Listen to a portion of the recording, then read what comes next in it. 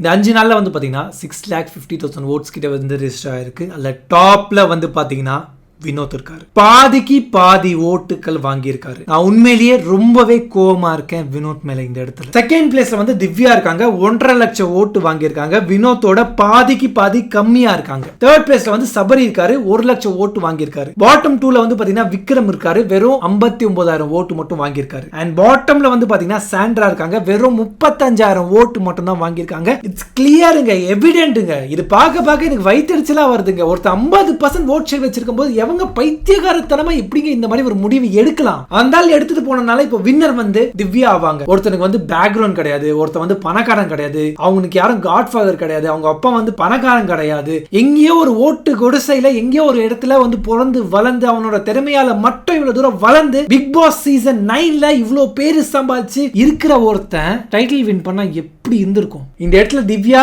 Title ஜெயிச்சா அது பெரிய டிஃபரன்ஸ் கிடையாது. 8 சீசனா நம்ம பார்த்திருக்கோம். ஆனா அதுவே கானா வினோத் டைட்டில் ஜெயிச்சிருந்தாருன்னா அது ஒரு ஹிஸ்டரியா மாறி இருக்கும்.